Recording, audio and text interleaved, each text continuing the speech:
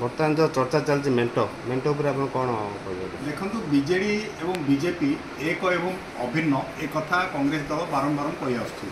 वर्तमान परिप्रेक्षी में आपड़ देखुवे सारा ओडिशा रे बीजेडी नेता माने प्रकारांतरे कहते जे मेंटो हम, बीजेपी नेता माने कहते मेंटो हेनी।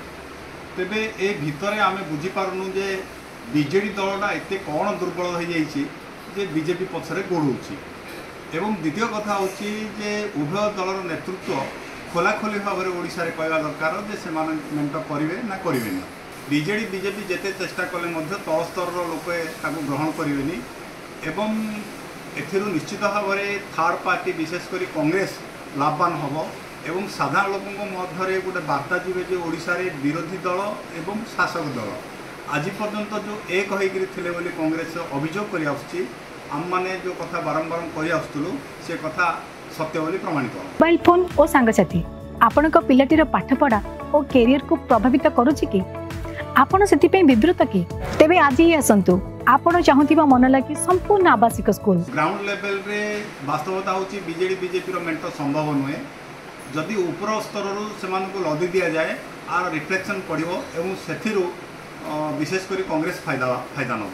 बीजेडी दल सरकार जीव एक स्पष्ट एवं जल जल तेणु से व्यस्त होती आ साथी मेंट करूँ ता साथी जीवु।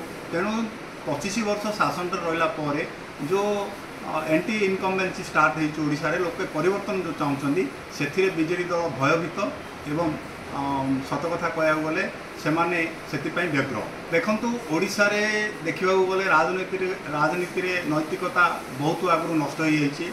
आपड़ जानते गोटे समय भूपेन्द्र सिंह विरोधी दल नेता थे सी जाइए बीजेडी दल में मिसिले। एक कथा भी आप जानते जे बीजेडी दल ओडिशा रे सरकार रे आसिया पर समस्त नीति नैतिकता को नष्ट कर सारी।